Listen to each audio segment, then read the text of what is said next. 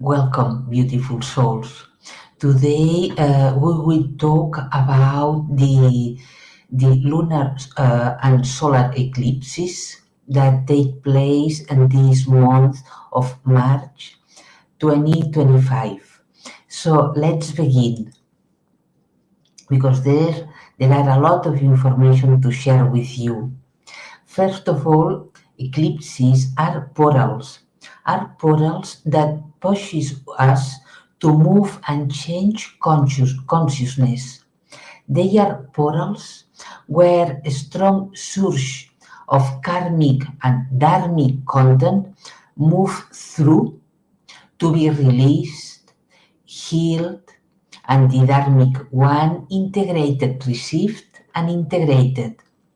They are periods where a lot of change and essential growth can take place if we allow them.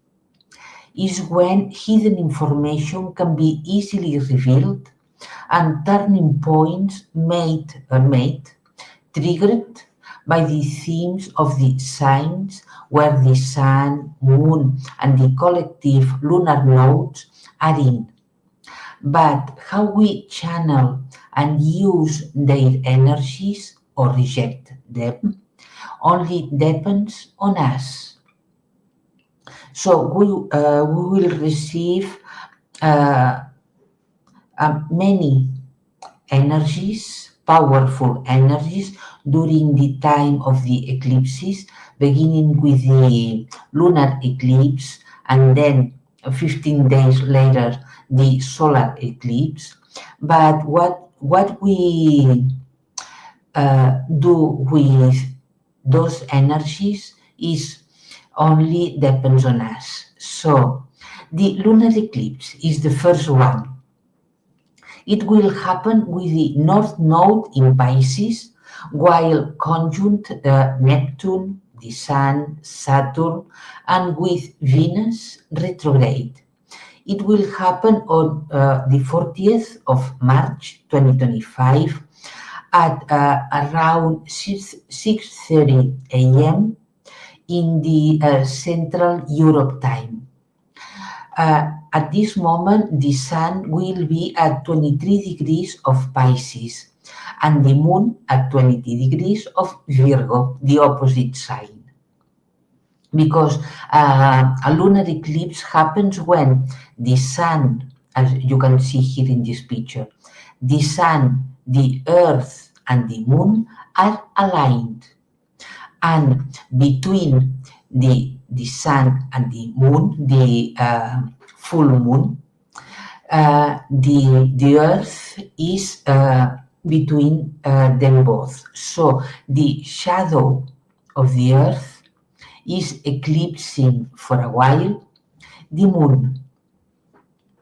And in this particular condition, this lunar eclipse, what is telling us which kind of change of consciousness do it propose?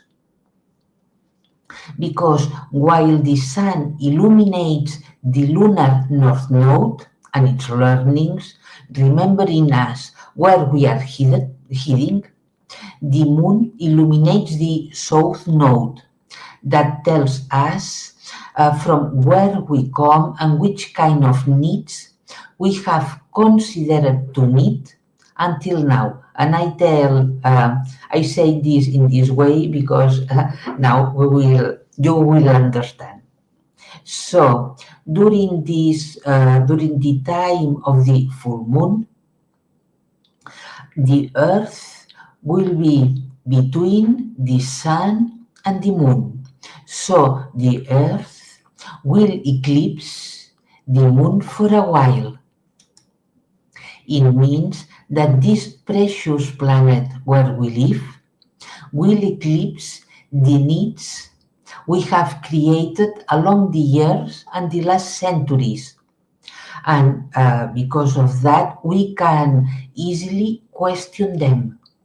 And if we want, we will be able to go beyond them and transcending them. So maybe the first thing is to question us. Our needs have been created accordingly the organic life of Earth or have been ego driven. Have we individually and collectively taken into consideration this magnificent planet and all its living beings?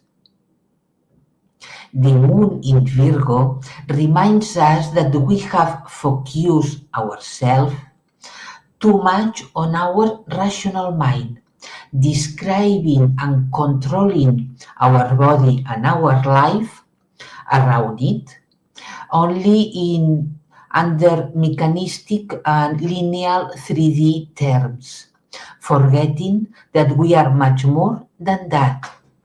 But also, the Virgo sign is much more than a rational mind, or is much more than a concrete mind focused in the here and now, controlling one's life, having or ordering it,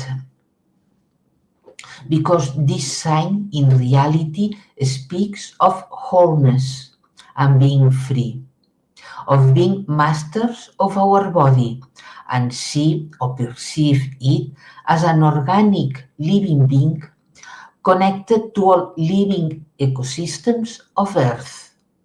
And if as we are destroying the Earth, we are destroying our bodies. Healing our body means to return our gaze to Earth, to the plants and natural fruits that come from her, that they are illuminated day by day by the sun, the moon, the stars. They are watered by the rain, where each drop has a consciousness, and they are swayed by the gentle breezes, giving to us all while we giving to us, all what we need to heal and be healthy. And in this way, better remembering that we are here not only as a service to self, but service to others, including the earth, of course, and its all living beings. So it's about remembering that we are organic beings because our bodies are made of pure stardust, crystallized in this precious planet and molded into form by the magnetic field of Earth, following a sacred design.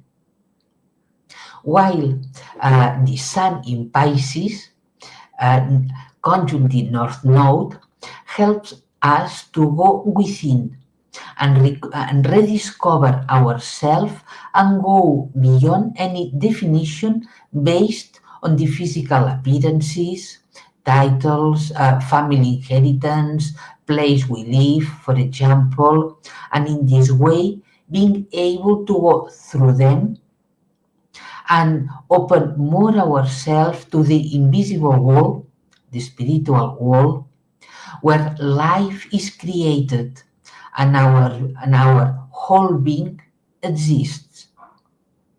But there's more, because the lunar south node is conjunct the star Savijava, a star that is maybe in this slide here. The picture is the Virgo constellation or the Virgin constellation. And the first star on the right side, the first one, is Savijava. So this star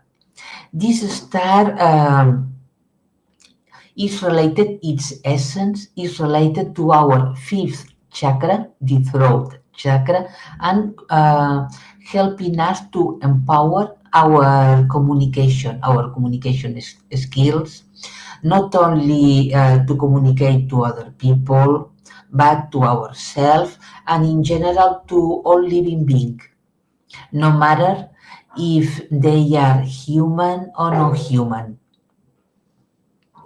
Accordingly to Erin Lin, the Savijavans, because here in a planet orbiting this star, there's a high density, high dimensional civilization. The Savijavans are masters of illumination. They live between the 12th and 14th dimension. But in reality, what it means to be master of illumination? Because, well, I don't like this word illumination. But in reality, when I communicated with the Savijavans directly, telepathically, so when I communicated with them, they showed me that they create, since they were created, many billions and billions of years ago, they create or they are tasked to create light codes that help all living beings in the galaxy and in reality in the entire universe to balance mind and hearts, to harmonize mind and heart, and to unite both. And in this way, no matter what can happen outside us, if we are balanced, mind, heart balanced, then we can respond to the situation in the best way possible. That means being illuminated in reality. So they showed me that they create light codes since they were created as beings, human beings, excuse me. At that moment, they were human beings.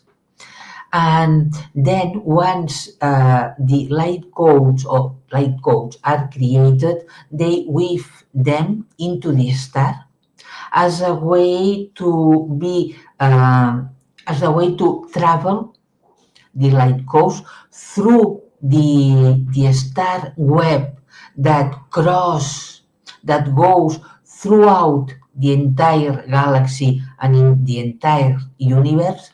So the light codes can travel through the threads of the star web and arrive everywhere.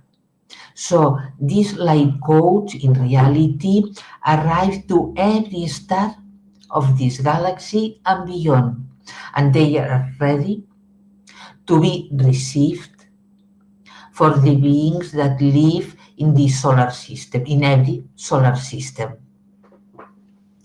So these human beings at that moment, they don't have a physical body, because at the beginning they had, because they began their existence in the 10th D. So they had almost physical body, human physical body or shape physical body. But as time went by, as they were focused on their task, they began to increase their own frequency. They opened more and more their consciousness until they began to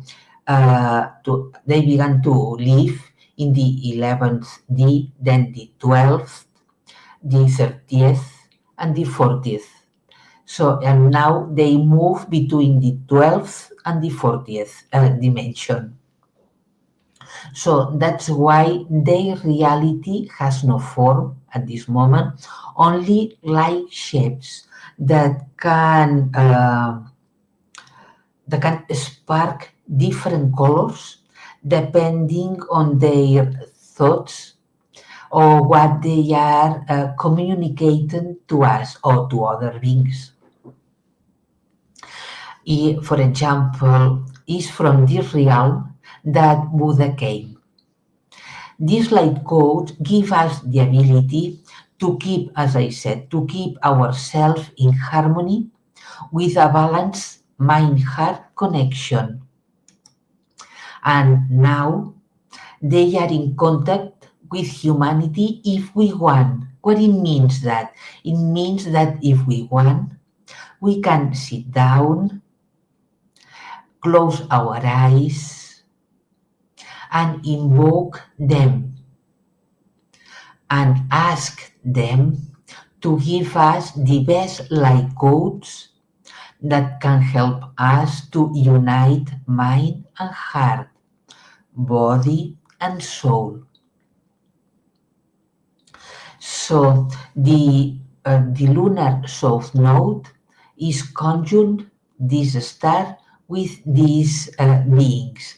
It means that these beings can help us, and the star also, Savijava, can help us to transcend the needs we have created, to transcend them, overcome them, and in this way connect better with the earth, with the plants, trees, nature in general, with our organic body and its consciousness as a way to become more complete, whole, and free, and be free of being ourselves. At the same time, while the supergalactic center that is placed at 2 degrees of Libra is conjunct the south node. So the supergalactic center uh, adds its energy, its powerful energy, giving us to be able to master our relationships and to base our relationships on balance, harmony, and understanding. And in this way, being able to become more humble, increase our self-esteem, because if we don't have self-esteem, it's difficult to have humility and also to have acceptance. And when I say relationships, it's not only about other people, but relationships between us and other living being, human and non-human. And in this way, opening more our consciousness to communicate from soul to soul. And there's more, because we also have the asteroid Sedna at 0 degrees Gemini, opening us to a new spiritual quest based on the Gemini themes. So we have Pisces, North Node, Virgo, the South Node, so spirituality, connecting more with the earth, with our body, being in service to others, or opening our heart to connect better with the heart, the souls of other beings, and and at the same time bringing our spirituality to the here and now, to the body, or opening a connection, an open connection that enables us to bring our spirituality to the body, from Pisces to Virgo. But there's more, because in this context, there's also Sedna.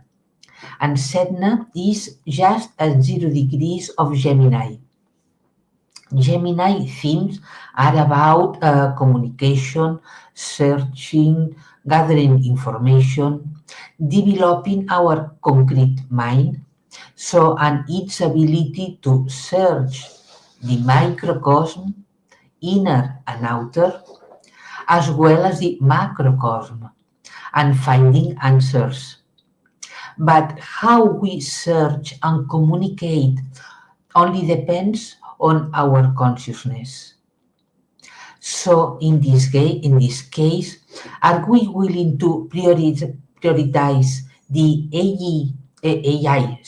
AI on our lives?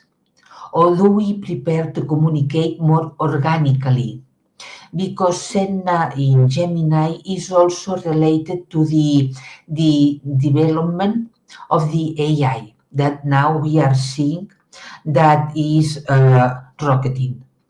But in reality, it's not about following this expansion of the AI and its utilities or, well, all that people want to use it, but it's about asking ourselves. We prefer to communicate and um, searching, gathering information using AI, or we prefer to communicate more organically, because this choice will propel us into which kind of galactic races we'll connect and work with in the years ahead, benevolent or less benevolent, or even malevolent can be. Because the AI yeah, and the technology in general related to it respect the natural life and its all living beings. Does the AI and the technology interfere with our consciousness? Is our consciousness put into service and drawn by the AI? Or at the contrary, the AI is in service of all organic life? Those questions are very important to reflect upon and make a conscious choice. So I let hear your answers, and maybe for today it's enough information. So I will talk about the solar eclipse in a few days. So now I finish the video. Have a very lovely day and see you soon. Bye.